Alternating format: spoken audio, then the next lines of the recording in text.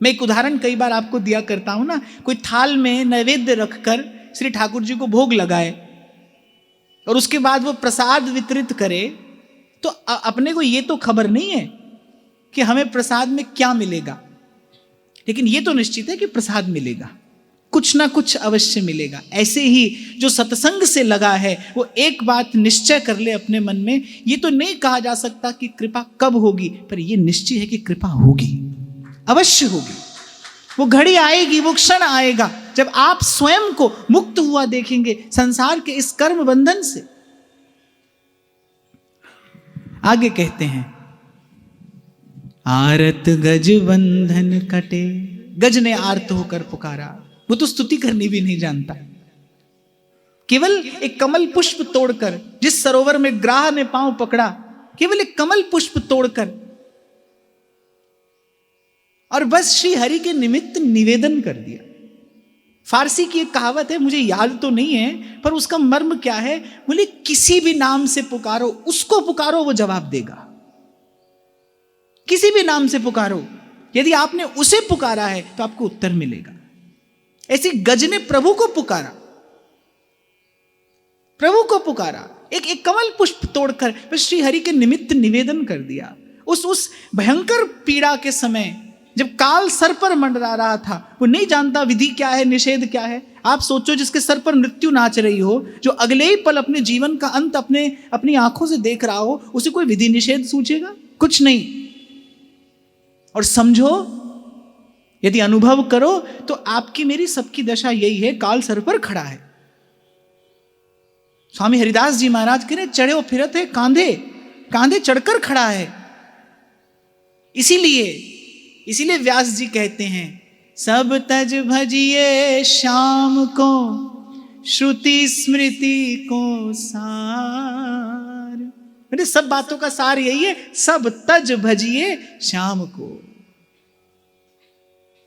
सब तज भजिए नंद कुमार, सब तज भजिए नंद कुमार, और भजे ते काज सरे नहीं, और भजे ते काज सरे नहीं, मिटे न जग जंजार, सब तज भजिए नंद कुमार। आरत जब जब पांडव भय, तब तब राख कृपा निधि लय, दुर्वासा के श्राप थे।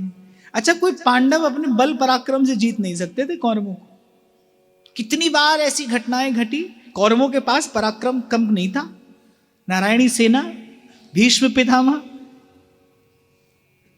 जिसके पास इच्छा मृत्यु है, अर्थात एक प्रकार से उसे कोई नहीं मार सकता जब तक वो स्वयं मरना ना चाहे।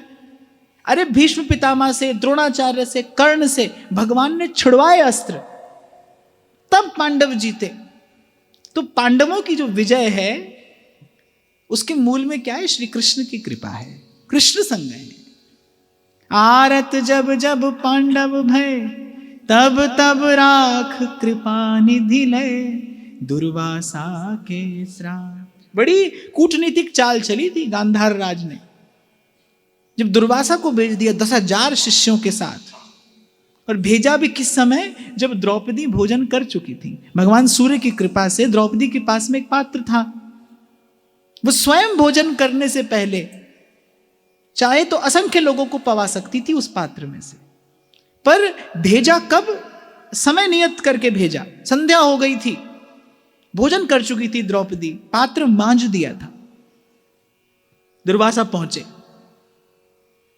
और दुर्वासा ने ये नहीं कहा कि तैयारी करो, आज्ञा दिया कि हम केवल संध्या स्नान करके आ रहे हैं, इतना ही समय है तुम्हारे पास, 10,000 शिष्य हमारे साथ में हैं और हम सब भोजन करेंगे।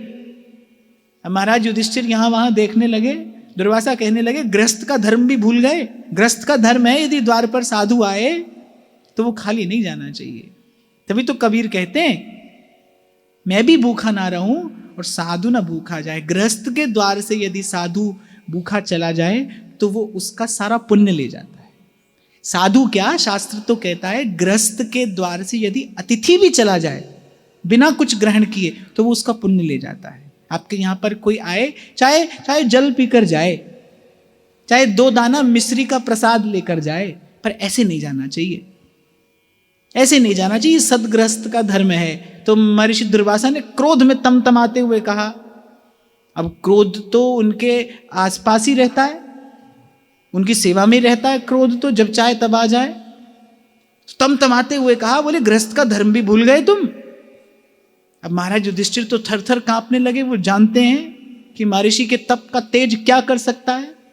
हमारी तो विजय की संभावना ही आज समाप्त होती प्रतीत हो रही है।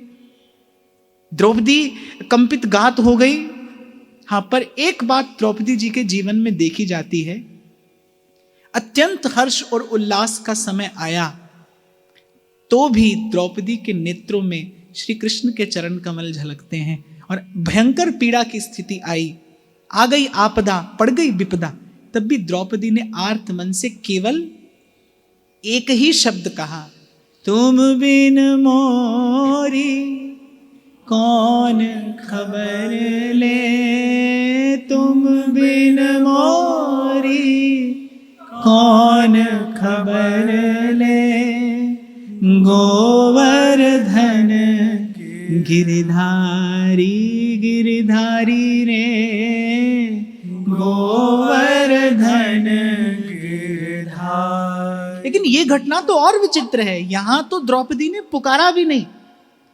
आप और मैं कभी कभी ऐसे जाने अनजाने में भी हे राम कह देते हैं, बस वो ऐसे ही द्रौपदी ने हे गोविंद, उस विपदा की स्थिति में भूल भ्रम में पड़ा है मन बुद्धि, क्या करूं, कोई मार्ग नहीं सूझ रहा। महर्षि तो बस स्नान करके आते ही होंगे। बस द्रौपदी ने तो ऐसे ही घर के सब पात्र उलटते पलटते देखते हुए कहा, हे गोविंद क्या करूं। और यहां तो द्रौपदी ने हे गोविंद कहा और वहां द्वार पर गोविंद का दर्शन हो रहा है, मंद मंद मुस्कुराते। अरे कृष्णा, मैं इसी मार्ग से होता हुआ जा रहा था, सोचा चलो तुमसे मिलता चलूं। श्री ठाकुर जी हंसते मुस्कुराते द्रौपदी से कहते हैं, मैं बस यहाँ इसी मार्ग से होता हुआ जा रहा था तो सोचा चलो आज तुमसे मिलता चलूं, बड़ी भूख लगी है, कुछ खिलाओगे नहीं। द्रौपदी ने कहा, आप और उपहास करने आ गए हमारा, यहाँ भोजन का संकट उपस्थित है। श्री ठाकुर जी ने कहा, देखो बात मत बनाओ, मैं कुछ नहीं जानता, मुझे तो भूख लगी है, कुछ खिलाओ। द्रौपदी ने कहा कि भोजन पूर्ण हो चुका, मैं तो पात्र भी मांझ कर रख चुकी गोविंद। और वहां दुर्वासा ठाकुर जी ने कहा, और कुछ मत कहो, पहले मुझे भोजन कराओ। अब संतों के मुख से अलग अलग भाव सुनने को मिलते हैं, पर एक बड़े भावुक संत के मुख से सुना, बोले पात्र भी मंजा है, द्रौपदी के नाखून में कुछ शाक लगे रह गए। श्री ठाकुर जी की सखी हैं, अच्छा क्या बनाया था आज रसोई में, तुम्हारे हाथों पर कुछ भोजन का कण दिखाई पड़ता है कृष्णा। अच्छा आज ये अमुक साग बनाया था, ये तो मुझे बड़ा प्रिय है। बस ऐसे ही बात बात में द्रौपदी को अवसर भी नहीं दिया कुछ कहने सुनने का, जानने का। और श्री ठाकुर जी ने बस उसके हाथ पर से लगा वो शाक का एक तृण उठाकर अपनी जिह्वा पर रख लिया और त्रिलोकी तृप्त होती है, त्रिलोकी तृप्त होती है। और कहते हैं दुर्वासा आए नहीं, महाराज युधिष्ठिर की कुटिया पर आए ही नहीं, वहीं से स्नान करके और अपने 10,000 शिष्यों के साथ आगे बढ़ गए। श्री चतुर्भुज दास जी महाराज वर्णन करते हैं, आरत जब जब पांडव भय, तब तब राख कृपा निधि लय, दुर्वासा के श्रापते। आरत राजा सब जब भय, मागध मथि छुड़ाए हरि लय, और बहुत के।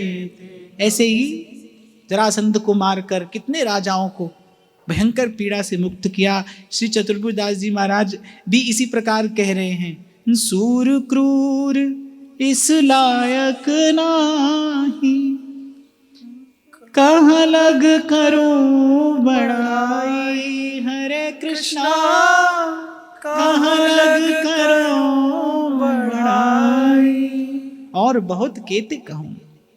पर फिर कहते हैं, ब्रह्मादिकन अगोचर रहे, सो जसुदा को बंधन सहे, भक्ति भक्ति प्रताप ही गाए हो जय जय।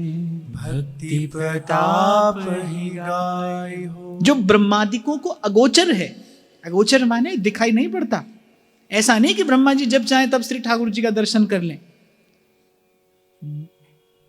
यो ब्रह्म रुद्र शुक नारद भीष्म मुख्यैरालक्षितो न सहसा पुरुषस्य तस्य। अर्थात अनेक अनेक प्रयत्नों और प्रयासों के बाद कहीं एक झलक मिलती है उन्हें, वो भी अपने हृदय पट्ट पर श्री ठाकुर जी की कहीं एक झलक देख पाते हैं।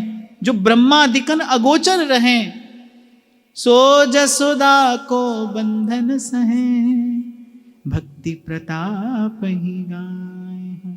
अभी परसों भी हम इसी झांकी की चर्चा कर रहे थे। कंपित गात कन्हैया, नारद जी आश्चर्य, प्रसन्नता, उल्लास, आह्लाद और विविध भावों से भर गए श्री ठाकुर जी की इस बाकी झांकी का दर्शन करके। इसे दामोदर लीला कहते हैं। दामोदर मास चल रहा है, ये दामोदर लीला है। बांध दिया मैया ने, और वो जो दृश्य देखा नारद जी ने नभमंडल से कि हाथ में मैया सांटी लिए खड़ी है और कह रहे कन्हैया भय से कांप रहे हैं, रो रहे हैं, नेत्रों से अश्रु टपक रहे हैं। और सुबह जो मैया ने काजल की रेखा लगाई थी वो बहकर कपोलों पर आ गई है। हाथ से जब पोंछने का प्रयास करते हैं तो काजल उन नीलमणि जैसे कपोलों पर फैल जाता है। कंपित गात है, और नारद जी की वीणा गा उठती है, ओ तेरी माया का ना पाया कोई, की लीला तेरी तू ही जाने। इसीलिए भक्त कवि गाते हैं, जिनकी मात्र भ्रिकुटी के भय से सागर सप्त उबलते देखा, माँ यशोदा के भय से उनको अश्रु बिंदु दृग ढरते देखा, प्रबल प्रेम के पाले पड़कर प्रभु को नियम बदलते देखा, अपना मान टले टल जाए, भक्त का मानना टलते देखा, प्रबल प्रेम के गोपिन के वश सदाई श्याम की जो निज वृंदावन धाम, लय मनो है मूल के यह जो बात गोपिन सो कही, ताकि साखी भागवत सही, हूँ जो तुम्हारो ऋणी हूँ ऐसे दुर्वासा सो कयो, हों बस वे भक्तन के रयो, अम्बरीश पह जाहु फिर निगम गिरा मेटी गोपाल, भीषम प्रण राख्यो तिहि काल, भक्ति प्रताप ही गाए हो जय जय, भक्ति प्रताप ही गाए हो। गोपिन के बस सदाई श्याम हो, गोपिन के ही बसो गोपी मेरी प्राण। और श्री चतुर्भुज दास जी महाराज बलिहारी लेते हुए कह रहे हैं, बोले श्रीमद् भागवत साक्षी दे रही है जब श्री ठाकुर जी अपने मुख से कहते हैं कि मैं देवताओं जितनी आयु पाकर भी कुछ करूं तो मैं तुम्हारे प्रेम का प्रत्युत्तर नहीं दे सकता, प्रति उपकार करो का तोरा, हो जो तुम्हारो ऋणी हो। और कहते हैं जिसका मोल चुकाया ना जा सके, जिसके उत्तर में आप कुछ न दे सके, कुछ न कह सके, उसका ऋणी बनकर रहना ही उचित है। इसीलिए शास्त्र कहता है माता और गुरु इन दोनों का ऋण ना तो चुकाया जा सकता है और ना ही किसी को चुकाने का दंभ भरना चाहिए, ना कभी चुकाने की चेष्टा करनी चाहिए। माता और गुरुजनों के ऋणी बनकर रहने में शोभा है। ऋणी बनना अर्थात उनके चरणों में मस्तक हमेशा झुका ही रहे, उनके चरणों में मस्तक हमेशा झुका रहे। शास्त्र आज्ञा देता है ये दो पात्र ऐसे हैं, एक माता और एक गुरु। माता के लिए तो कहा जाता है कि कोई त्रिदंडधारी व्यासपीठ पर बैठा है। कहते व्यासपीठ पर बैठे व्यक्ति के लिए नियम नहीं है कि वो उठकर किसी को भी प्रणाम करे, चाहे कोई भी आए। जब वो व्यासपीठ पर है तो उसका कर्तव्य जो है वो व्यासपीठ के ही प्रति है। पर कह रहे एक अपवाद है, यदि माता या गुरु इन दोनों में से कोई आए तो कहते हैं कि त्रिदंडधारी भी यदि हो तो दंड न्यास पूर्वक साष्टांग दंडवत प्रणाम करना चाहिए, व्यासपीठ से उतरकर भी करना चाहिए। अर्थात किसी भी स्थिति में ये दोनों सदा पूज्य हैं, सर्वदा पूज्य हैं, इनका ऋण कोई नहीं चुका सकता और न चुकाने का प्रयास करना चाहिए, इनका ऋणी ही बनकर रहना चाहिए। तो ऐसे श्री ठाकुर जी ने कहा कि तुम्हारे प्रेम का ऋण नहीं चुका सकता।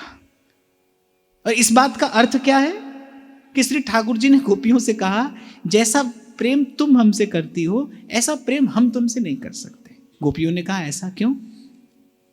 श्री ठाकुर जी ने कहा देखो हमें तो सृष्टि की देखभाल भी करनी है, अनेक अनेक भक्तों का भरण पोषण करना है, सबके भावों का समाधान करना है। तुम्हारे लिए भजनीय केवल हम हैं और हमारे लिए भजनीय सब हैं।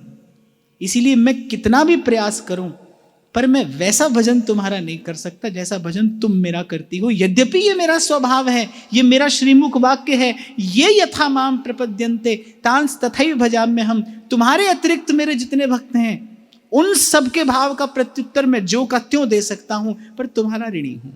ऋषि चतुर्भुजदास जी महाराज कहते हैं यह जो बात गोपिन सो कही ताकि साखी भागवत सही हूँ जो तुम्हारो ऋणी हूँ। ऐसे दुर्वासा सो कयो हो बस वे भक्तन कह रहे हो अम्बरीश पह जाओ। पहले दुर्वासा शंकर जी के पास गए क्योंकि उनका अंश है वो, उनको तो शंकर जी ने फटकार कर भगा दिया। बोले हमारे तो सन्मुख भी मत आओ, जो लीला आप करके आए हैं, बोले हम तो आपसे बातें ही नहीं करना चाहते। अब ब्रह्मा जी के पास गए, ब्रह्मा जी ने अपनी दाढ़ी पर हाथ फिराते हुए कहा, अब दाढ़ी पर हाथ फिराते हुए कहा, वो ब्रह्मा जी ने मानो अप्रत्यक्ष रूप से कहा, बोले इतनी बड़ी दाढ़ी हो गई तुम्हारी, इतने बूढ़े हो गए, तुमको अभी तक सत्य असत्य का भी बोध नहीं है, भक्ति तत्व की महिमा नहीं जानते, क्या करके आए हो? तो ब्रह्मा जी ने कुछ बहुत अधिक नहीं कहा, ब्रह्मा जी तो मौन ही रहे, बस दाढ़ी पर हाथ फिराते हुए कहा देखो हम इस वृद्धावस्था में तुम्हारी कोई सहायता नहीं कर सकते। शंकर जी ने डांट कर भगा दिया। नारद जी मिले, नारद जी ने कहा जिनके भक्त का अपमान किया उन्हीं के पास जाओ, वो शरणागत वत्सल हैं और उनके मुख से सुना है कोटि विप्र बधला गही जाहू आए शरण तजहू नहीं ताहू। बोले वो शरणागत वत्सल है, शरण में आए का वो निवारण नहीं करते, उसे स्वीकार करते हैं, उनके पास जाओ। अब पहुंचे, जब बैकुंठ धाम में पहुंचे तो श्री हरि ने बड़े शांत स्वर में कहा बोले मैं सब जानता हूं पर मैं आज आपकी कोई सहायता नहीं कर सकता, अहम भक्त पराधीन, मैं तो अपने भक्तों के अधीन हूं। और श्री ठाकुर जी अपने श्रीमुख से कहते हैं जिन भक्तों ने कर्म धर्म लोक वेद सब हम पर न्यौछावर कर दिया है, जो मनसा वाचा कर्मणा एक हमें ही अपना आश्रय जान मानकर हमारा भजन करते हैं, हमारी सेवा करते हैं, हमारा यश हमारा गुण गाते हैं, जो मनसा वाचा कर्मणा सदा सर्वभावेन हम पर आश्रित हैं, श्री ठाकुर जी ने कहा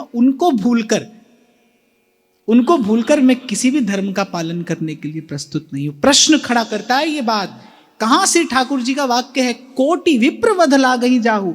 ठाकुर जी कह रहे ऐसा जघन्य पाप करके भी कोई जीव शरण में आ जाए तो श्री ठाकुर जी कहते हैं मैं स्वीकार करता हूं, पर क्या दुर्वासा का पाप इससे भी अधिक था? क्या श्री दुर्वासा जी ने इससे भी बड़ा पाप कर दिया था? शायद हां। इसीलिए ध्रुवदास जी कह रहे भक्त द्रोह को जतन नहीं होत वज्र की लीक। आप और मैं भी भजन करते हैं, साधन करते हैं, आपको और मुझे भी इस बिंदु पर सदा सावधान रहना चाहिए, भूल से भी कभी किसी भक्त हृदय की अवज्ञा अवहेलना ना हो जाए। इस अपराध की क्षमा नहीं है और इस अपराध का दंड भी एक ही है। न तो इस अपराध की क्षमा है और इस अपराध का एक ही दंड है, जीव भगवत विमुख हो जाता है, भजन से विमुख हो जाता है, हृदय कठोर हो जाता है, भजन के योग्य नहीं रहता। तो जी ठाकुर जी ने कहा कि भाई हम कोई सहायता नहीं कर सकते। वहां सुदर्शन चक्र अपने ताप से जलाए जा रहा है दुर्वासा को, किसी ने ठौर नहीं दी। श्री ठाकुर जी ने कहा इतना अवश्य कर सकते हैं, आपके ताप का निवारण कहां हो सकता है, ये उपाय हम आपको बता सकते हैं। आप महाराजा अम्बरीश के ही पास जाइए। अब एक बार तो दुर्वासा को लगा कि जिन्हें मारने का उपक्रम किया है मैंने, क्या किया था, अपनी जटा से कृत्या उत्पन्न की, बस क्रोध में, आवेग और आवेश में आकर कह दिया। तो श्री ठाकुर जी ने कहा उन्हीं के पास जाइए। अम्बरीश पह जाहु फिर, और जब दुर्वासा पहुंचे तो महाराज अम्बरीश ने एक ही बात कही, सुदर्शन चक्र से प्रार्थना करते हुए, मेरी किसी क्रिया मेरे भाव से यदि श्री हरि मुझ पर प्रसन्न हैं तो इन ऋषि का ताप इसी क्षण शांत हो जाए, यदि प्रभु मुझ पर प्रसन्न है तो। तब दुर्वासा ने वस्तुतः भक्ति तत्व का अनुभव किया, भक्ति की महिमा जानी। इसीलिए आज आरंभ के क्षण में मैंने आपको कहा था, भगवान भी प्रकट होते हैं भक्त की कृपा से, भक्ति भी प्रकट होती है भक्त की कृपा से। भक्त की महिमा है। इसीलिए पतित पावन स्वयं अपने मुख से कहते हैं, हूं भगतन के पाछ फिरत हूं जो बछड़ा संग गाई, जो बछड़ा संग गाई। हम भक्तन के और भक्त हमारे।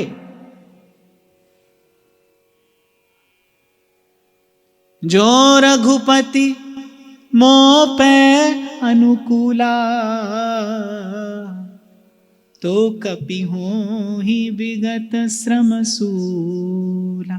ऐसे ही महाराजा अम्बरीश ने कहा, यदि श्री हरि मुझ पर प्रसन्न है तो ये महामुनि का कष्ट, इन ऋषि का कष्ट अभी दूर हो जाए। जिसने मारने का उपक्रम किया उसके लिए भी महाराजा अम्बरीश के मन में कोई अभाव नहीं, कोई अभाव नहीं, कोई दुर्भाव नहीं। इसे कहते हैं प्रसन्न चित्त, प्रसन्न आत्मा। कल हम चर्चा कर रहे थे ना, प्रसन्नता क्या होती है। आप और मैं जिसे प्रसन्नता समझते हैं वो प्रसन्नता नहीं है, ये प्रसन्नता है। इसका हृदय चित्त प्रसन्न है। ब्रह्मभूत प्रसन्न आत्मा सर्वभूत में अपने इष्ट आराध्य का दर्शन करते हुए, अपने इष्ट आराध्य की सेवा में अनन्य रहते हुए, सर्व के प्रति, प्राणी मात्र के प्रति सद्भाव से रहना, ये अनन्य भजन है। और इसी अनन्य भजन के, अनन्य भक्ति के प्रताप से श्री ठाकुर जी ने घोषणा की, संसार को कहकर दिखाया, ऐसे भक्त के अधीन रहता हूं मैं। श्री ठाकुर जी ने कहा, भैया मैं स्वतंत्र नहीं हूं, मैं तो कुछ कर ही नहीं सकता, मैं कोई सहायता नहीं कर सकता आपकी, वहीं जाइए। निगम गिरा मेटी गोपाल, भीषम प्रण राख्यो तिहि काल, भक्ति प्रताप ही गाए हो जय जय, भक्ति प्रताप ही गाए हो। श्री ठाकुर जी ने प्रतिज्ञा की मैं शस्त्र नहीं उठाऊंगा। उधर भीष्म प्रतिज्ञा करते हैं मैं आपसे शस्त्र उठवाऊंगा। अब देखो श्री ठाकुर जी ने विचारा, भाई एक तरफ हमारी प्रतिज्ञा है, अब श्री ठाकुर जी की प्रतिज्ञा क्या है। श्री ठाकुर जी तो जो कहें वही सिद्धांत है, वही धर्म है, प्रभु के मुख से जो निकला है वही सत्य है। तो एक और श्री ठाकुर जी ने विचारा, भाई हमारी प्रतिज्ञा है, दूसरी ओर हमारे भक्त की प्रतिज्ञा है। तो श्री ठाकुर जी ने कहा कि हमें तो संसार जाने क्या क्या कहता है, कपटी कहता है, चोर कहता है, कोई चित्त चोर कहता है, कोई माखन चोर कहता है, और जाने हमारा तो बहुत यश है संसार में। श्री ठाकुर जी ने विचारा, बोले हमारे भक्त की प्रतिज्ञा अपूर्ण नहीं रहनी चाहिए। बीच में प्रतिज्ञा करते हैं, जो हरि आज न शस्त्र गहाऊं, जब रणांगण में उतरे बोले आज यदि मैंने आपसे शस्त्र नहीं उठवाया तो मैं भीष्म नहीं। यद्यपि भीष्म प्रतिज्ञा करते हैं किसके बल पर, वो द्वारिकाधीश के चरणों के अनन्य भक्त हैं, वो परम भागवत हैं। श्री महाप्रभु अपनी वाणी में उनका स्मरण करते हैं, यो ब्रह्म रुद्र शुक नारद भीष्म मुख्यई रालक्षितो न सहसा पुरुषस्य तस्य। वो परम भागवत हैं, श्री ठाकुर जी के प्रमुख भक्तों में से एक हैं। श्री ठाकुर जी ने कहा, भाई हमारे भक्त की बात नहीं जानी चाहिए, अपना मान टले टल जाए पर भक्त का मान न टलते देखा। अब हमको क्या खबर, बहुत लोगों ने ठाकुर जी से कहा था, अरे आप अपनी बात को कहकर बात से पलट जाते हो, कैसे भगवान हो आप। श्री ठाकुर जी ने कहा, भाई अब जैसे भी हैं ऐसे ही भगवान हैं हम, हमारे भक्तों के भगवान हैं, भक्त हमारे हैं, हम हमारे भक्तों के हैं, और हम अपने भक्तों को ऐसे ही प्रिय हैं। और वस्तुतः श्री ठाकुर जी के इसी गुण पर रीझ कर तो सूरदास कहते हैं, सूर क्रूर इस लायक नाही, कहाँ लग करूं बड़ाई। हरे कृष्णा कहाँ लग करूं बढ़ाई, कहाँ लग करो बढ़ाई। सबसे ऊंची प्रेम सगाई, सबसे ऊंची प्रेम सगाई। और ये सब श्रवण करके एक भाव का मनन हो जाए बस। ठाकुर तुम सरनाई आया, ठाकुर तुम शरणाई आया। उतर गयो मेरे मन का संशय, उतर गयो मेरे मन का संशय। जब तेरा दर्शन पाया, जब तेरा दर्शन पाया। ठाकुर तुम सरनाई आया, ठाकुर तुम शरणाई आया। अनबोलत मेरी बिरथा जानी, अनबोलत मेरी बिरथा जानी। अपना नाम जपाया, अपना नाम जपाया। कह नानक गुरु बंधन काटे, कह नानक गुरु बंधन काटे।